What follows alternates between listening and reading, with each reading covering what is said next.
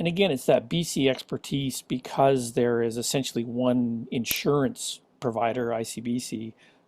It's easier to track where the salvage is going, where those cars that are total losses and in accidents go. You come to Ontario and there's 70, 80 insurance companies, and so there's no data that can come out. So it's very useful, and I know we've been on some calls where when you say 30% of the EV salvage is leaving the country from again that materials, those critical materials that everybody's clamoring for, they're shocked by that. They're completely understanding that those are resources that we needed to keep in Canada. As they keep making announcements on building battery manufacturing, battery or vehicle assembly infrastructure announcements, that only works. Those forecasts of the adoption of EVs only work when you can get those critical metals. And if we're shipping them overseas and enhancing someone else's economy, those are the big picture issues that different levels of government are looking at and need to look at a lot harder. But again, it's the BC knowledge. We have anecdotal information elsewhere that they're moving offshore, but BC's got the real information, and they were quite shocked that that was happening.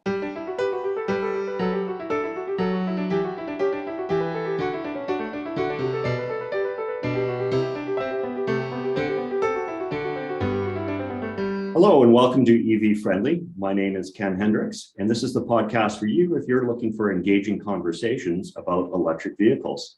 Today, I am joined with Steve Fletcher. Steve is the Executive Director of the Ontario Automotive Recyclers Association, a 180-member organization representing the Auto Recyclers of Ontario. Steve is also the Managing Director for the Automotive Recyclers of Canada, an umbrella organization with over 350 recycling members from 7 different provinces. Steve has hosted 3 international roundtable events in Quebec City, Liverpool, and Niagara Falls. He's also attended 9 out of the 11 IRTs. He's written for many industry publications, including the Canadian Auto Recycling Magazine and Collision Repair Magazine.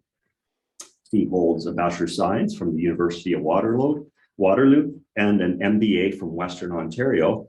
He currently lives in London, Ontario. Steve, welcome to the podcast. Hi there, Ken. Glad to be here. So you have an extensive history in the auto recycling world, but I don't think that was always the case. Can you start off with telling us, how did you get into this industry? Sure. I actually joined the industry way back in 1992, so I'm coming up on my 30th anniversary.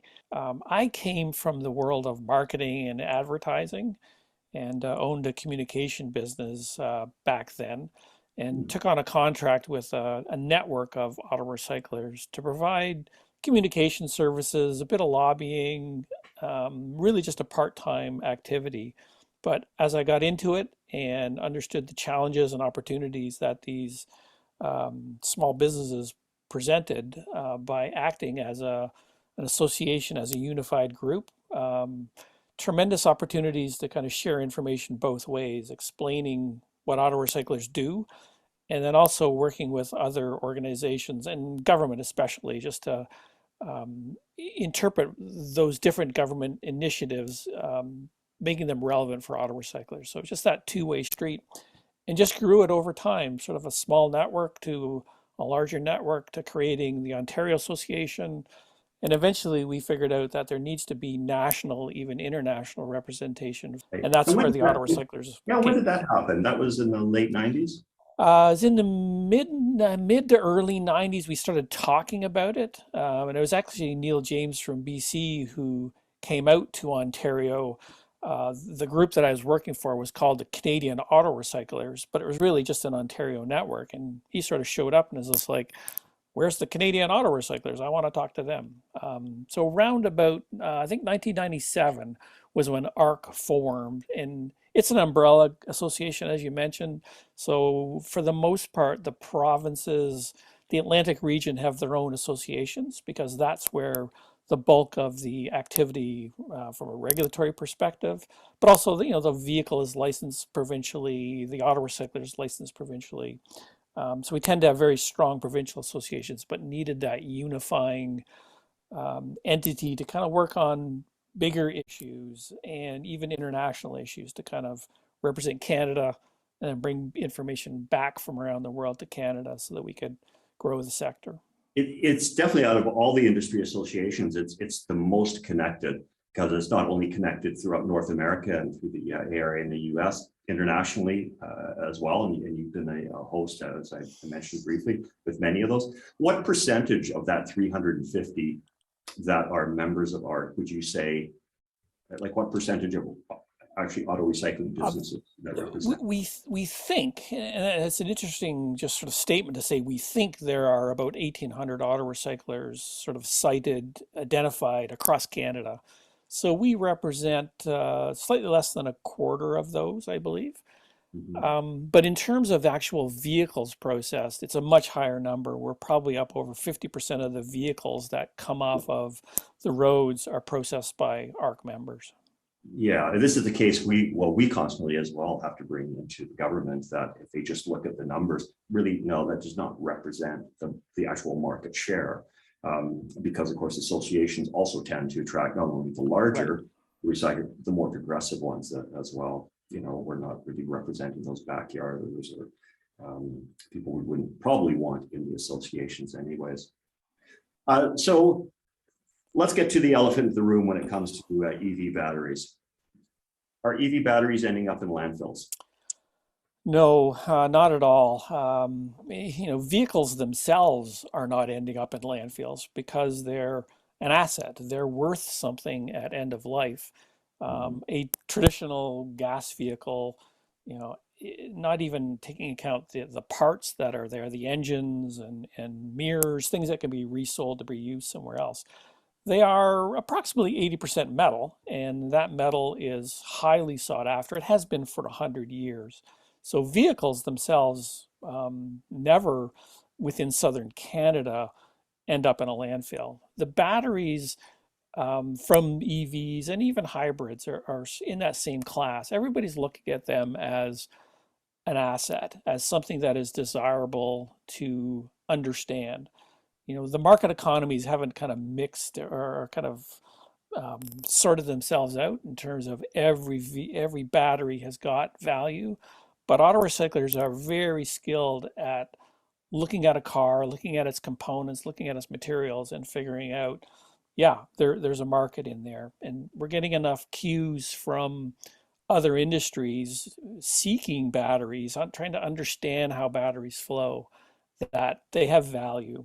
Um, there's a number out there. 5% of lithium batteries are ending up in landfills, and that's a 15-year-old study done on all batteries. And at that point in time, the vast majority of those batteries were single cells, things that are in rechargeable consumer items. They're very small, lightweight. Those are ending up in landfill, and that's a bad place for those to be.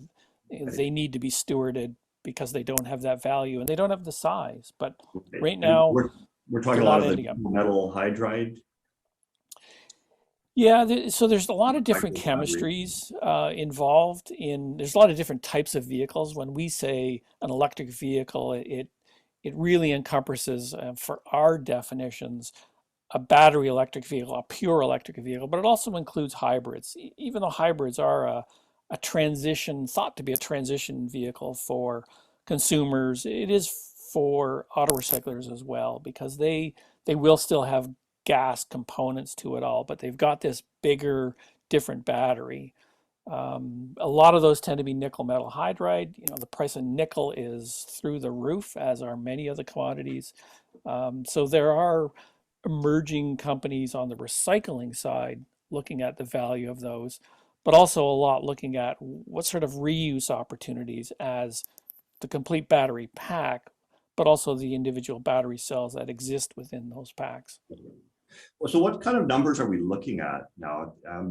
In terms of pure EVs, they're relatively new on the market. Recyclers are starting to see them. They're either avoiding them altogether because they just don't understand. They don't understand the marketability of these. But I know you've done some recent research into that. Yeah, Do we have any numbers and projections for maybe it, 5 years out of what we're looking yeah, at? So we have two sort of data points. One's very internal. So we've just completed a survey amongst our members, got a tremendous response back from them because this is a very topical issue. We asked a lot of questions about flow of batteries, but also the safety side of things and just the marketing opportunities. Um, and it ranged about 75% of the respondents are dealing in some form of electric vehicle at end of life. So there's still 25% who are not touching those. We haven't got into the details about why. Top line, we think it's a safety issue, just not understanding the danger that these can hold, but also not fully understanding the economics of that battery and the parts that are surround it. But 75% of our members and the larger sector that we reached out to are dealing at some level in EVs, and it ranges from, in terms of inventory, the largest we saw was about a member with about 60 batteries in stock, sort of generally removed from the vehicles and in a contained storage situation, down to the ones and twos. You know, a lot of members aren't looking to keep many of these on site. They're not sure of the storage requirements. How long do they last? What are the insurance implications? But there are beginning to flow more and more. The other research that we actually just got today is some modeling from Transport Canada on different scenarios of adoption of ZEVs, so the zero emission vehicles, by province and sort of where we are. Um, Based on our interpretation of the data, we don't think that an auto recycler is going to see end-of-life vehicles, and we use 50%. You know, when will 50% of the end-of-life vehicles that a regular auto recycler sees be a ZEV electric type of vehicle? And we think we're looking at about 18 to 20 years before 50% of the fleet is in that category. So again, a lot of assumptions. It doesn't necessarily, it doesn't reflect at all any of the critical material uh, restrictions that may exist. It doesn't reflect the infrastructure in terms of building out charging, all those issues that a lot of people are working on. But it's a model, and it's not an imminent issue, but we know it's coming. The auto recycling is a unique industry in that we see what's going on the road as they're being announced, as they're being built, as they're being bought, as they're being driven. So we can start to forecast and get sales data on the types of parts requests that are coming in. So EVs are no different.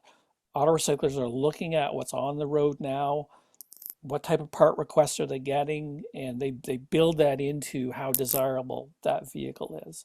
But Right. the tipping point is still probably 15 years out before such a substantial number of EVs will have been sold to be on the road, and those ICE vehicles, the internal combustion engines, starting to drop off as the economics of repair just is no longer there. Do you see then, because it's a slow trickle, it's easy to ignore it. What does industry, or what should the smart players start thinking about in terms of the safety aspects of it, of the profitability, and you touched on, but also the training? Like when is a good time to get on this? Well, a good time would have been last week, because this is an inevitable thing that's happening. Um, So we at the national level are kind of looking at, what are the resources that exist out there in terms of training? And that's sort of the number one thing that it is on our radar and on individual members' radar is how can I safely dismantle these things? How can I make sure that my employees are not going to be damaged? They're going to go home safe. Mhm. And the economics of it all is a bit of the after fact now.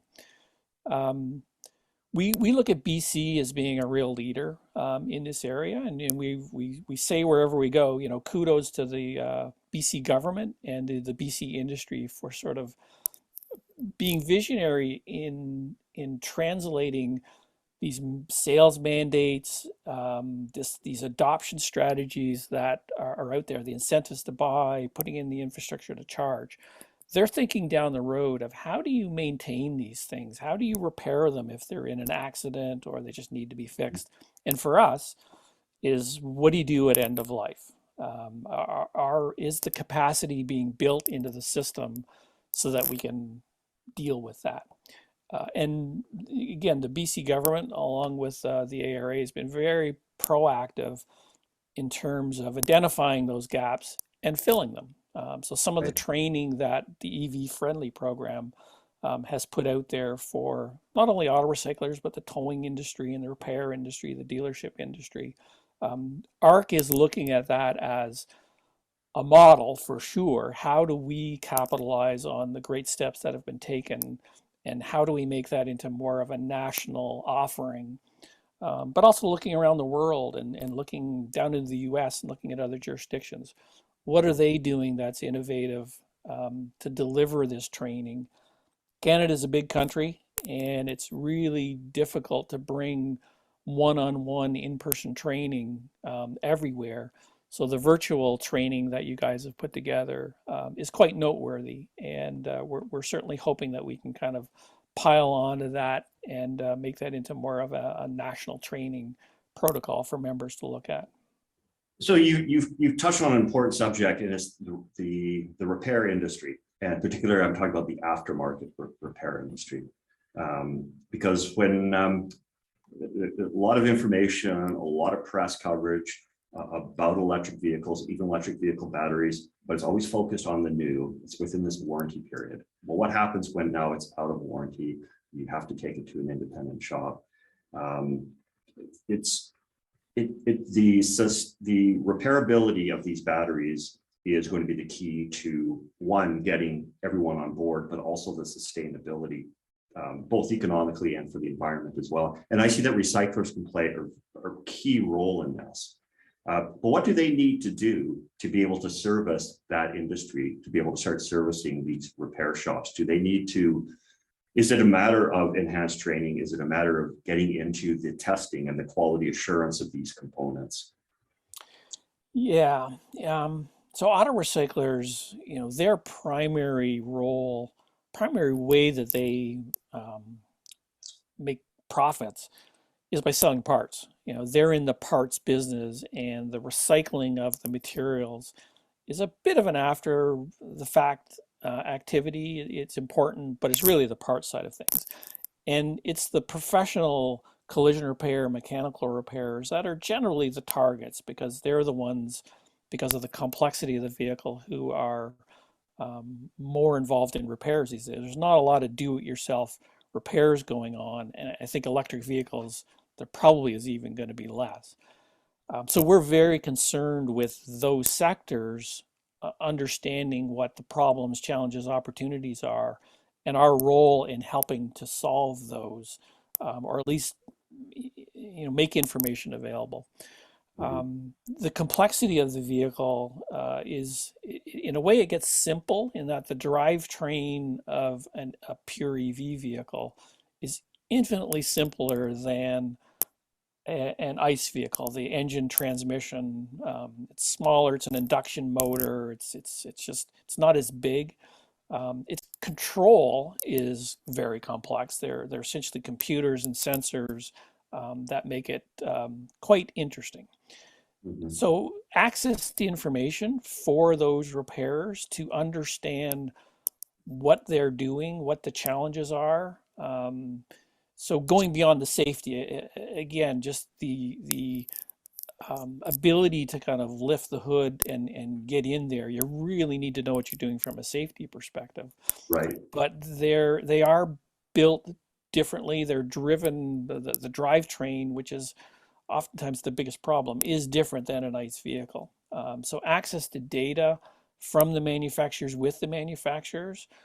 The manufacturers, there's this tension between the aftermarket repair and the automakers and the dealers. EVs are thought to have less maintenance around them, less moving parts, less need to kind of bring your car in to be serviced. it's probably more, it's going to be just different things that you're having to do.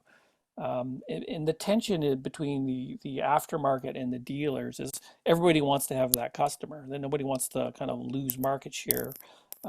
So because these things are that much more complex, that much more digitized and computerized, there needs to be the sharing of information on, what is in these vehicles. What are the codes? How do you have the tools for the aftermarket to kind of deal with those? So those are kind of really big picture challenges that are being talked about legislatively at the national, even the North American level, to have Yeah. access to that sort of information. Certainly a ton of training is required to make sure that you understand what they're all about. But it's not Yeah. an impossibility. It's not like they're not capable of being fixed. It's just a different mindset and certainly a different set of skills and information and probably even some tools. Yeah, I know you are familiar with there is currently legislation through a private member's bill now. It has passed second reading. I have gone through the bill. Do you think that's encompassing, if it is passed, that's going to solve a lot of the problems now for the recyclers, or do we need different legislation? Well, it's probably an extension of the legislative activity that's happening. So we're part of that process and trying to get our specific details about the ability to reuse parts, the ability to understand what's in these things. We need that information at the inventory level. We need to make business decisions on what should be recovered from this vehicle. And that's tied into our um, online inventory systems to understand that and to control the sales process on it all. Well, that's what I was getting at earlier. I mean, is the future of the recycling industry you're just a parts puller and that part gets shipped somewhere else that makes those critical decisions? Or do you actually see the recyclers doing that when they get in and they can inventory part, that they can gauge that battery's health, know whether or not, look, this is suitable for reuse, and I can guarantee you this needs to go for a second life or secondary power storage, or no, this needs to go to a retrieve or a life cycle or Right. some other kind of recycling center. Do you see the recyclers playing that role? I do. So right now on the battery side of things, the battery pack is made up of thousands of cells. They look essentially like a big D cell battery, and they're hooked up, and they've got a battery management system around them. So right now, auto recyclers aren't looking to open up that battery and try to figure out what's working, what's not. It's generally thought that the battery won't fail, but individual cells within it will. And the battery management system, that could be a failure that is something that can be rectified. So there is state of health tools that are being developed, software that is being developed on an open market situation where um, our ideal situation is that you'll be able to plug a battery into one of these pieces of equipment, and it will tell you a lot more about the state of health than just what the car can tell you. The car will give you some basic information, but in order to sell it or understand which path it needs to go, reuse, reman, recycling, second life, energy storage, you need to know more about what is inside of that module. Can some of those batteries be replaced that will bring you back up in above a threshold where the vehicle, it can operate as a vehicle battery, or whether it needs to go down the path of secondary energy storage, which is a completely new field Mm-hmm. that auto recyclers are just beginning to understand as these are potential customers. There's some BC Right. startups, there's some startups in Quebec that are remanufacturing these because eventually the automakers will not be able to make or supply some of these batteries, and it's going to happen at a reman or an auto recycler's place of business to kind of keep that Yeah. vehicle on the road again. So well, you mentioned this issue. There's new players coming into the industry, and along with that, new potential customers as well. Is this something that leave industry to its own. They're going to figure it all out. It's all going to work, you know, the invisible hand. Or do we need government legislation? And I know, and we've discussed this, both BC and Quebec now are talking about extended producer responsibility as one policy mechanism. Is this what's needed? Are there other policy or regulation that we need to get all this machinery working? Yeah, if you look at the electrification of the fleet, it's this mines the mobility and back again kind of strategy that Canada has. You know, Canada is a nation of miners, and we've got most of those materials to go into building batteries available to us. But it takes a long time to get those mines up and running. So recycling, you know, recovering those critical metals is always going to be part of it all. There are so many sectors looking at that, mining, manufacturing, electrical infrastructure, you know, all the way down and back again. So there's no one entity that is going to control this. Everybody's talking about coalitions and collaboration. So even at the federal level, you've got Industry Canada, Transport Canada, Environment Canada, a lot of different entities that have got a little piece of the puzzle. And even at the federal level, they're trying to figure out, how do we collaborate? How do we know what the left hand and the right hand are doing?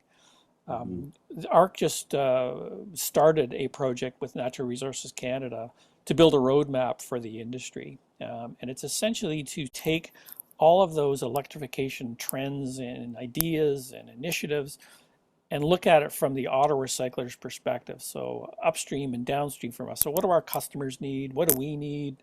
You know, who are those buyers or those new buyers going to be? And just trying to paint out a roadmap of, where are we? Where do we need to be? And what are those gaps? And are those gaps that we can solve, that other industries can solve, that academics can solve, or government can solve? And it's going to be a mixture of all of them. So for sure, there needs to be government involvement to make sure that roadblocks are removed, collaboration is there. The whole concept of should there be extended producer responsibility on those batteries has been raised, as you said, in BC and Quebec. And our position is that it's a big maybe.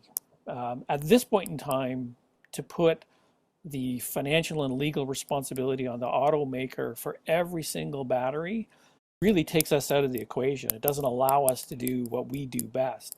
But there are going to be batteries that need to be stewarded, that you know, have no economic value, and you don't want them in landfills. You don't want them dumped by the side of the road or filling up a warehouse somewhere. And that's where the auto manufacturers have and will step up and sort of backstop those batteries, because again, they're worth something, but sometimes it's the logistics of moving them around.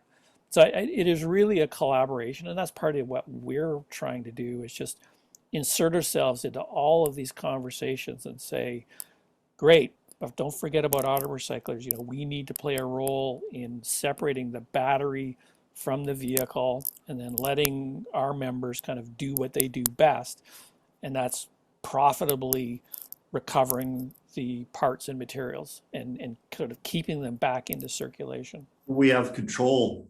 You have control of a lot of the end-of-life batteries, and profitable. Absolutely. You mentioned earlier, they are an asset, whether or not they can be reused, or definitely in secondary power storage. If we're going to switch to a complete solar and wind economy, we need a way of storing that power. The only way we're going to do that is with lithium-ion batteries, and we can only manufacture so many of them. So the reuse or the end-of-life market is going to be critical in there. So as an asset, if there were something, the batteries are going to go where the money is. So that's why it's so important locally here to create a sustainable economy and to create a market for that. But if we don't and we fail in that, then we have a real problem with the export of these batteries. outside of the country. They're going to go to wherever there's someone's going to make money on those. Now, we already have a problem with export of salvage. And I think it's probably safe to say that 30% of all the salvage is going outside of the country, to offshore. There's also the problem of salvage going from one province to the other. And we have some numbers in BC. So, we definitely know that that is going to become a problem with EVs and with EV batteries. So having said that, is there a role now for government to play in that, or can they? Well, and again, it's that BC expertise because there is essentially one insurance provider, ICBC. It's easier to track where the salvage is going, where those cars that are total losses and in accidents go. You know, you come to Ontario and there's 70, 80 insurance companies, and so there's no data that can come out. So it's very useful, and I know we've been on some calls where when you say 30% of the EV salvage is leaving the country from again, that materials, those critical materials that everybody's clamoring for, they're shocked by that. They're completely understanding that those are resources that we needed to keep in Canada. As they keep making announcements on building battery manufacturing, battery or vehicle assembly infrastructure announcements, that only works. Those forecasts of the adoption of EVs only work when you can get those critical metals. And if we're shipping them overseas and enhancing someone else's economy, those are the big picture issues that different levels of government are looking at and need to look at a lot harder. But again, it's the BC knowledge. We have anecdotal information elsewhere that they're moving offshore, but BC's got the real information, and they were quite shocked that that was happening. Yeah, absolutely. And I think it's just, I mean, it's export's always been an issue. It's elevated now, and mostly because of the battery, and the potential, the safety potential.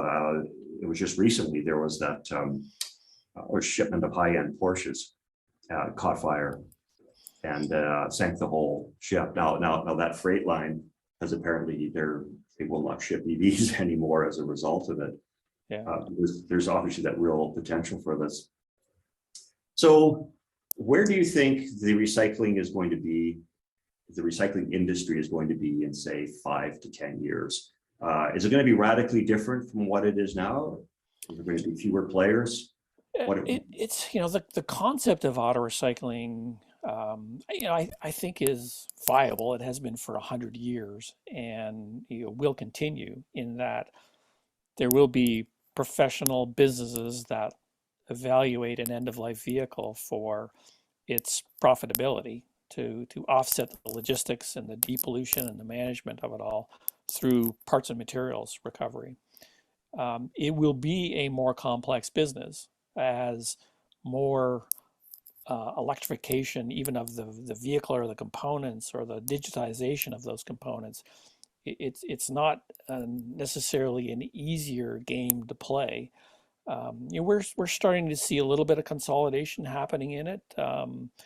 Some of the land is kind of worth more as land than it is as an auto recycler, and as the complexity of the task at hand increases, it's harder to kind of keep in business. But those businesses that are actively managing their future, I was talking to a couple today, and they are super excited about this because they're all car guys at their heart. They just love vehicles and love understanding them. And this is the newest type of vehicle technology that's come along in a long time. But we've had these conversations, when we moved to unibody, when we moved to away from carburetors and all sorts of different technologies that have happened. The industry is very flexible, evolving, and again, I think it's that future looking. You see the vehicles that are coming down the pipe, and you get to play with them. So, our members are processing 2021 vehicles today, so they're looking at that technology and going, "I get it. I figured it out." And as we raise our awareness of the fact that we have these batteries, we have these vehicles, we're getting more and more of those different players. The energy storage industry is taking notice of us that, we've got batteries, and sometimes they're just tests. They need 5, for research, R&D, for academics to do their work on it all. So we just need to keep nimble, but definitely the concept of modern auto recycling, we need to exist, because the cars need to go somewhere.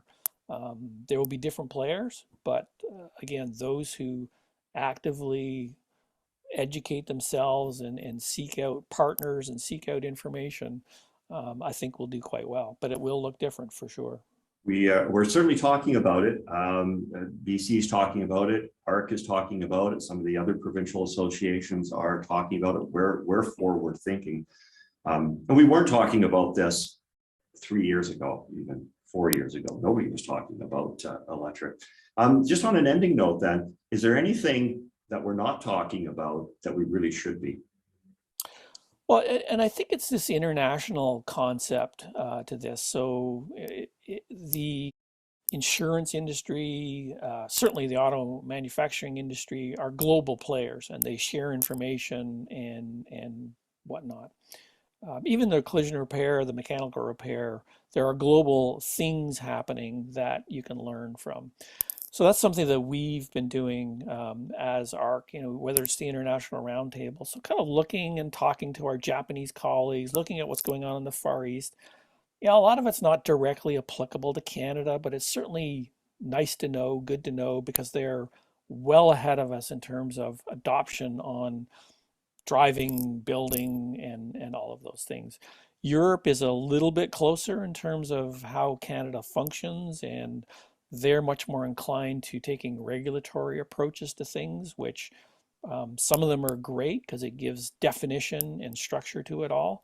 But ultimately, we're more of a North American economy. So our US colleagues, we talk all the time about challenges and opportunities. They're big. There are, the US elephant below us, and capable of, once they move, moving profoundly. You just look at some of the billions that the Biden administration is putting into this.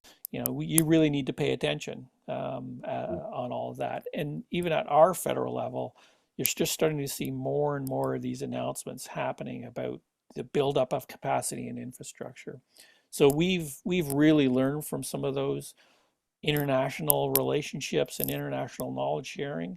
And I think Canada is sort of well respected by being proactive. And again, ARC develops and utilizes a lot of that proactiveness coming out of the likes of BC and Quebec to a certain extent. Just making sure that they're looking down the road, and we're really following that. So it's a fight at the international level, and the fight being, how do you get people into these cars? How do you build them? How do you retain some of the economic activity within Canada, or at least within North America?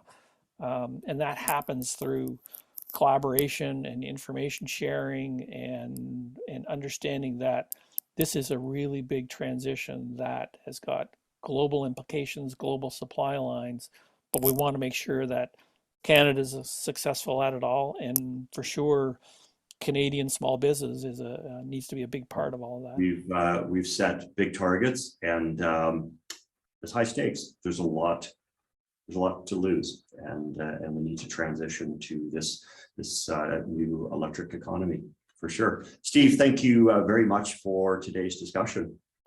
It was great talking to you, Ken, and hopefully this again just sort of advances that knowledge that everybody needs to know, that it's a lot of activity, but it's all moving in the right direction for sure. And we're going to continue talking about this.